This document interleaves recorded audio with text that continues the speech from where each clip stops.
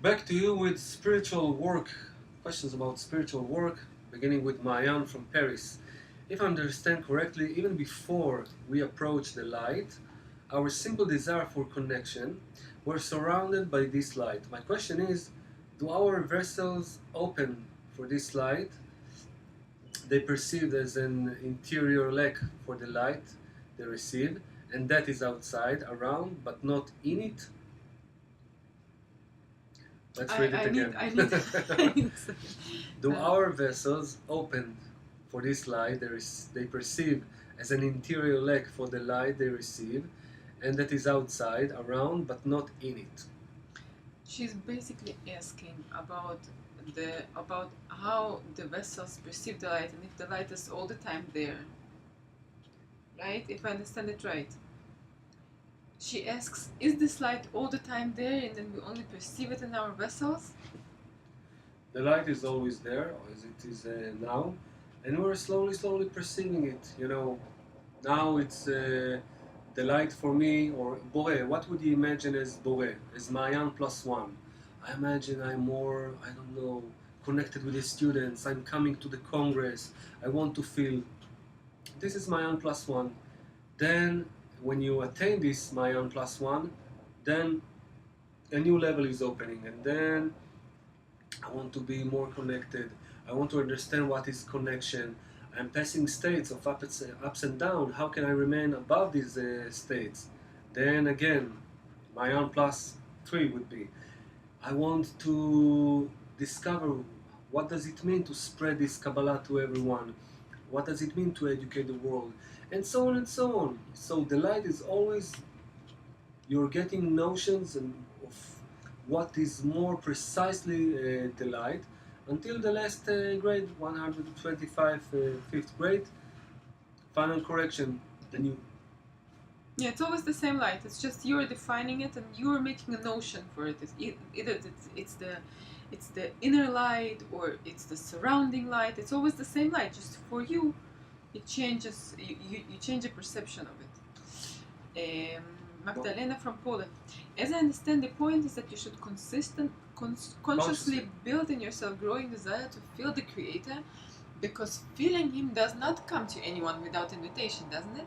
So people rejecting or denying the Creator do not have any chance to feel Him? Is it so? People who are denying the Creator. Who is making them deny? The Creator? Like a puppet, I'm inserting a puppet in the desire. I don't like the Creator. I don't like you. I hate the Creator. You do not exist. Okay. It's a level of development, a necessary level of development. Usually the level of knowledge is the level where the scientists tend to say that this force is not existing, and it's okay. It's a level of development. And it's a good level because we need to clean ourselves from all of the beliefs and the mysticism and the things which are below reason, and to start really to attain the Boré. The Boré, I cannot attain something which is outside of me. I don't know. I need to attain it through the changes that my desires are passing. When I will have these traits, we will speak of it today, when I will have these traits, like the Creator traits of bestowal, I will be able to perceive what does it mean to be Boré when I will become like Him. This is how I will know what does it mean Boré. And the people who are saying, no, there's not any Creator, why should I convince them otherwise? In general, don't begin to speak with people about Boré or not Boré, because their perception and your perception are totally different. They will perceive you as a religious, maybe fanatic, or trying to convince. Why? Don't worry about them, worry about yourself. This is my advice for you in the stage of learning center. Yes, let the Creator worry for them. Sheila from the UK, how do we give birth to this desire? How do I conceive it and give birth to it? What is the process? Which you spoke about the desire a lot in the clip before. Do we have something to add? No. Group, books, True Teacher, Learning Center, Facebook. Congress. See you there. See you there. Vera from Holland, how can the creation become equivalent of form to the Creator if they're opposites? Amazing question. All of your questions are just great. This is the question that we were asking from the first semester. How can the creator create a creature, and that the creature will reach adhesion with the creator, but that they will not cancel one another, that they will be two, but if there are two, they need to be an equivalence of the form. How can you maintain these opposites and yet this adhesion?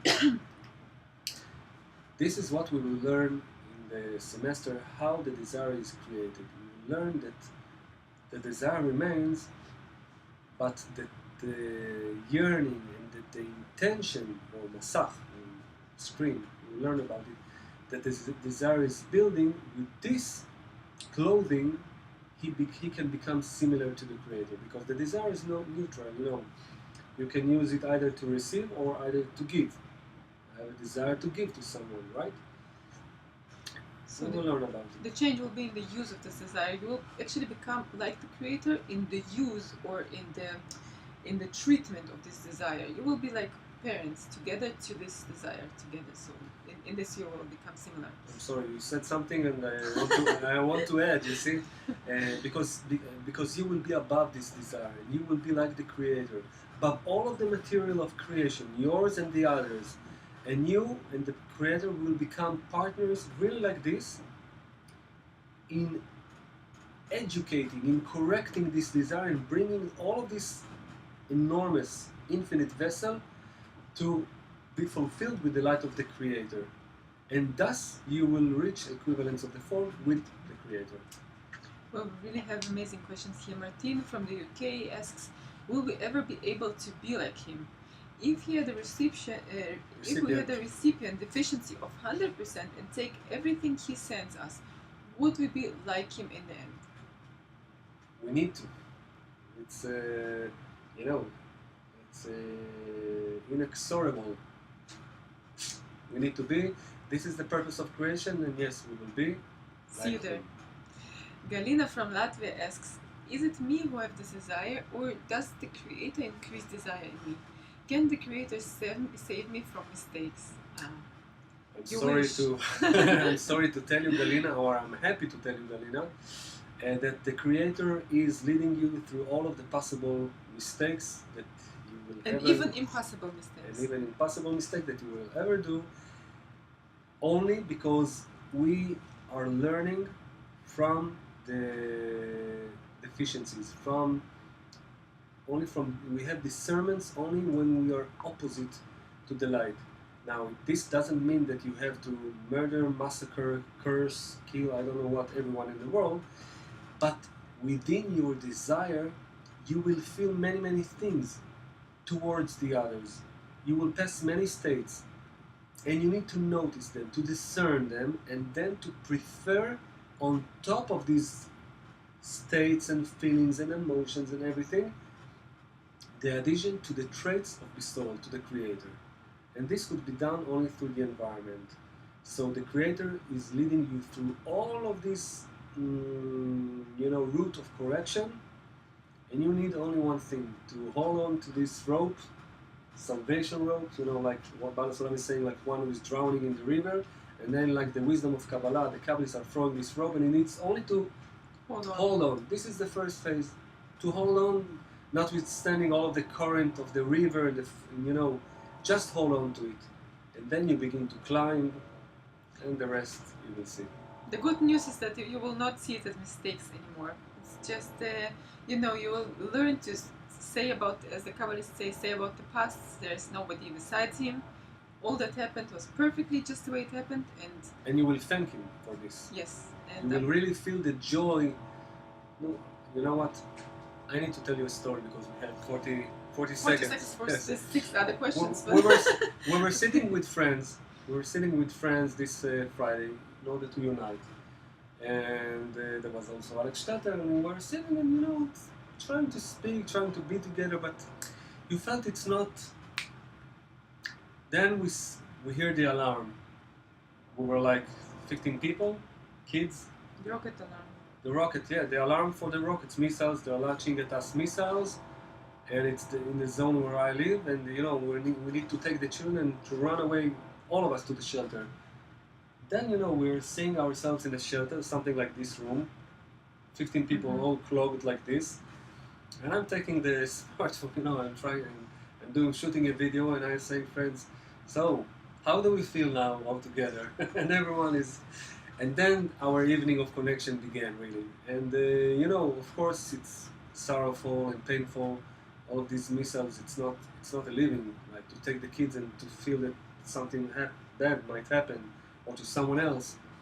But nevertheless, we justify the boy that with this alarm, he helped us to be united, to remember why we are. And this is how a true evening began, of connection, of unity. And I don't know why I told it, but Oh, here's a story for you.